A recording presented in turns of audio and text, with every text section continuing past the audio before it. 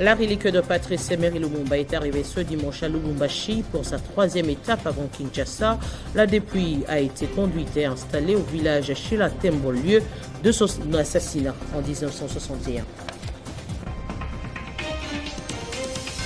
Harmonisation de l'enveloppe salariale et alignement à la prime de risque. Le personnel de l'État a échangé de la question avec les membres du gouvernement dans une tripartite, un ministère de la fonction publique, du budget et des finances autour du ministre de la Santé. Bienvenue dans ce journal sur Télé 50 après Kisangani, la relique du héros national. Patrice Emery Lumumba est arrivé ce dimanche 26 juin 2022 à Lubumbashi dans le Haut-Katanga, accompagnée de la famille biologique du premier ministre congolais. Elle a été accueillie à l'aéroport international de la Loano par le Premier ministre Sama Lukonde, avec à ses côtés le gouverneur de province et le président de l'Assemblée provinciale du Haut-Katanga. À la montre, il indiquait 15h15 quand l'avion Patrice Emery Lumumba des Congo Airways s'épose sur le tarmac de l'aéroport de Loano. À l'accueil, le Premier ministre Jean-Michel Sama Lukonde Kyenge, avec à ses côtés le gouverneur du Haut-Katanga Jacques Kabula Katwe, le président de l'Assemblée provinciale Michel Katebe, les autorités traditionnelles, les députés nationaux et provinciaux, le membre du gouvernement central et provincial et tant d'autres personnalités et anonymes. L'émotion était vive. La relique de Lumumba revient 60 ans après sur la terre qu'il a vu mourir avec ses compagnons, Okito et Mpolo. C'est d'ailleurs les familles de 3 martyrs qui l'ont accompagné jusqu'à la capitale du Haut-Katanga. 2 hommages ont été rendus au passage du reste du héros national par l'assistance avant le mot d'accueil du Premier ministre Jean-Michel Sama Lukonde. Au nom du peuple congolais, au nom du président de la République, chef de l'État, son Excellence Félix-Antoine Tshisekedi Tshilombo, au nom du gouvernement que je dirige, je suis venu ce dimanche 26 juin 2022 accueillir la dépouille de Patrice Emery Lumumba sur le sol du Katanga afin de le conduire à Chilatembo, lieu du drame survenu il y a 61 ans. Après l'aéroport, le cortège a pris la direction de Chilatembo, village situé à 55 km de Lubumbashi, dans le territoire de Kambove, lieu de la fin tragique de Patrice Emery Lumumba et ses compagnons, devant se poursuivre les hommages mérités à l'un des pères de l'indépendance de la République démocratique du Congo. Agression rwandaise devant ne cesse de se lever. La dernière en date est celle des organisations de la société civile dans sa diversité qui exige au Conseil de sécurité des Nations Unies de se prononcer clairement sur le génocide commis en RDC par des forces négatives. C'était lors d'un sit-in organisé devant le siège de la MONUSCO. Jenny Kayembe. Ces femmes et hommes, tous membres des organisations de la société civile dans sa diversité, venus devant les sièges de la MONUSCO pour dénoncer la énième provocation rwandaise et exiger au Conseil de sécurité des Nations Unies de donner une position claire face à l'attaque rwandaise sous l'étiquette du M23. Cathy Kalinga, coordinatrice générale, en dit plus. Nous demandons à ce qu'on puisse convoquer une réunion au niveau des Nations Unies, des Conseils de sécurité, pour qu'on puisse reconnaître que la République démocratique du Congo a été agressée par le Rwanda. Et nous aimerions aussi qu'on puisse lever l'embargo d'achat d'armes qui a été interdit par la RDC depuis notre retour de Saint-City pour que l'armée congolaise puisse se réorganiser. Et nous voulons aussi qu'on puisse mettre le Rwanda sous embargo pour qu'il ne continue pas d'acheter les armes, pour continuer à tuer nos frères et sœurs de l'Est. On se pose toujours la question, est-ce que pour faire la guerre, il faut violer les femmes? Les premières victimes de la guerre, ce sont des femmes. Parce qu'elles perdent leur mari, elles perdent leurs enfants, elles perdent leur famille. Et nous ne pouvons pas donner la vie et accepter d'observer comment on est en train de tuer nos frères et sœurs, de tuer nos enfants. En tant que mère, nous disons non. Il faudra quand même que la communauté internationale reconnaisse qu'il y a eu génocide en République démocratique du Congo parce que plus de 12 millions de morts, trop c'est trop. Nous aimerions cette fois-ci que la voix de sans voix puisse être entendue au niveau international. Rappelons que Depuis les débuts de l'agression rwandaise en République démocratique du Congo, la mobilisation ne faiblit pas. Les forces politiques et sociales de la nation, unies comme un seul homme, sortent dans les rues pour manifester leur mécontentement. Et en Ituri, le commandant de la 32e région militaire appelle les éléments des FARDC de la PNC à bannir la discrimination et la xénophobie en ce moment où la RDC est agressée par des terroristes du M23 appuyés par le Rwanda. Le général Clément Bitangalo a lancé cet appel au cours d'une parade mixte FARDC-PNC tenue à Bunia. Une parade mixte FARDC-PNC tenue par le commandant de la 32e région militaire à Bunia. Dans son adresse, le général Clément Bitangalo a noté avec satisfaction une baisse sensible de la criminalité urbaine à Bunia au cours de ce mois de juin. Occasion mise à profit également par le numéro 1 de la 32e région militaire pour appeler ses frères d'armes au nom du gouverneur militaire de l'Ituri, le lieutenant-général Luboya Kanchama Johnny, à bannir la discrimination et la xénophobie en cette période où certains compatriotes mal intentionnés s'attaquent aux personnes à morphologie rwandaise. J'avais reçu l'appel d'un médecin que les malades de Wabane Kutungisaye Bazo Bengaye Rwandais. To éviter le Kowan. Moto Togoyoka Beni Monina Naye le Kowana Awanara, To Kangaye.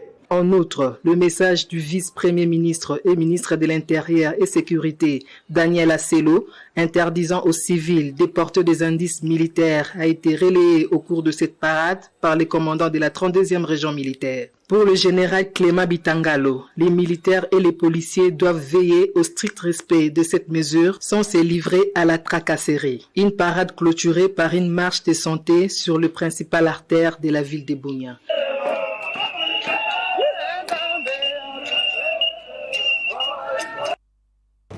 Et je le disais en titre, les travaux de la commission interministérielle santé, fonction publique, budget et finances se sont clôturés le week-end. Il était question pour le personnel de l'État travaillant dans le secteur de la santé publique de discuter autour de l'harmonisation de l'enveloppe salariale et l'alignement à la prime de risque avec le vice-premier ministre, ministre de la fonction publique. Après 8 jours de discussions intenses, les travaux de la commission interministérielle santé, fonction publique, budget et finances, ainsi que le bon syndical du secteur de la santé ont pris fin samedi. Les assises étaient centrées sur l'harmonisation de l'enveloppe salariale et l'alignement à la prime des risques de médecins, infirmiers, administratifs et autres personnels de la santé œuvrant dans les services publics de l'État. Accompagné par la vice-ministre de la Santé publique, Hygiène et Prévention, le ministre de la Santé, Jean-Jacques Mbungani, a dans son adresse souligné que la résolution de ces travaux aideront à ouvrir de nombreux chantiers dans les semaines et les mois qui viennent, conformément aux ambitions du gouvernement dans le cadre de l'accélération de la mise en place de la couverture santé universelle. Avec satisfaction qu'aujourd'hui, le vice-premier ministre vient de clôturer ces assises qui ont duré autour de 8 jours. Ça a permis au secteur de santé tout entier, les médecins et les non-médecins, d'échanger avec le banc gouvernemental pour répondre à leurs attentes, tant au niveau administratif que financier. Aujourd'hui, vous voyez l'effervescence qui règne.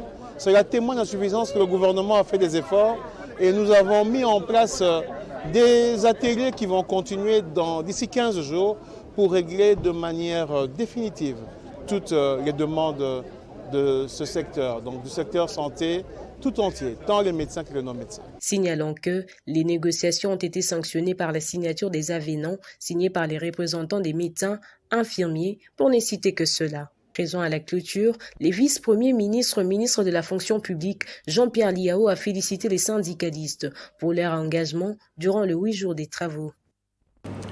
Programme d'encadrement de ménages agricoles. Les ingénieurs agronomes du service national sont en atelier de renforcement de capacité pour encadrer les paysans et augmenter leur capacité de production agricole qui vise 3 tonnes de maïs par hectare pour assurer la sécurité alimentaire. Cette session de formation des ingénieurs agronomes du service national, organisée sous l'égide du commandant en chef, le général-major Jean-Pierre Kassongo-Kabouik, vise à outiller cette catégorie de personnes pour qu'à leur tour encadrent le paysan afin d'accroître la productivité.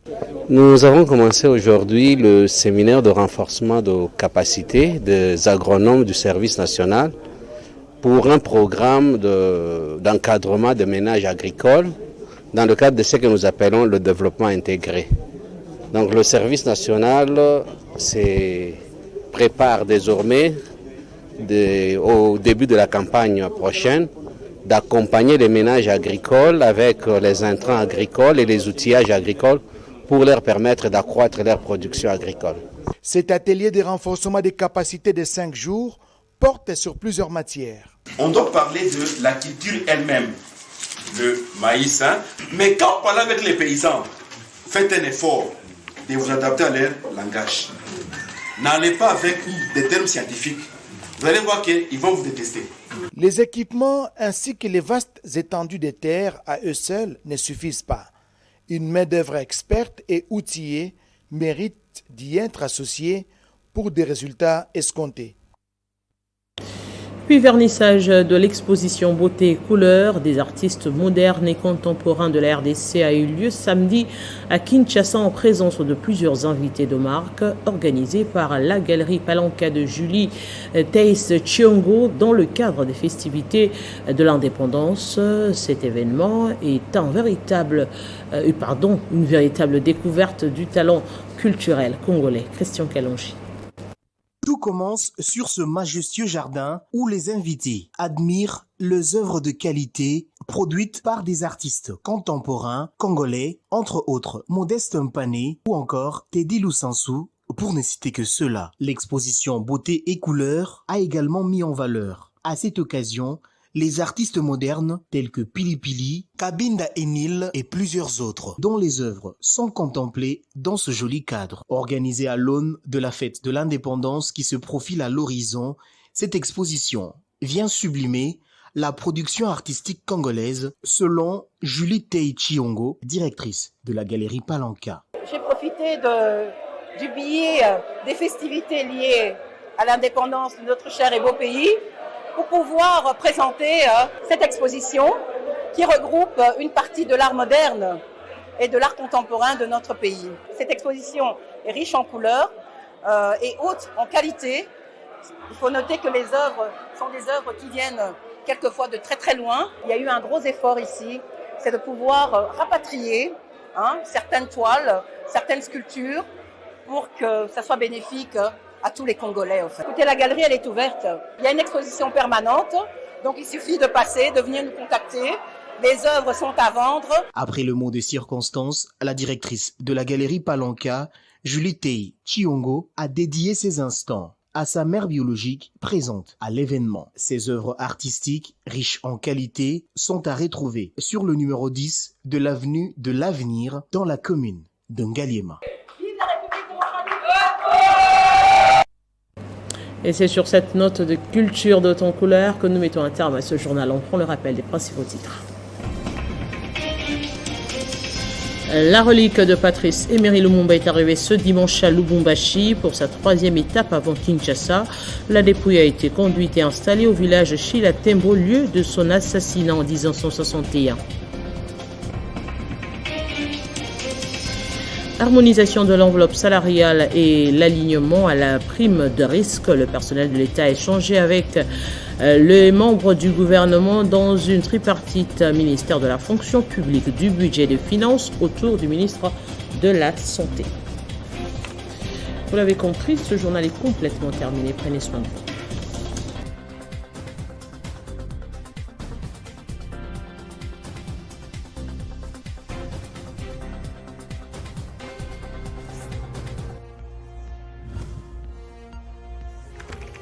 L'actualité reste incontinue.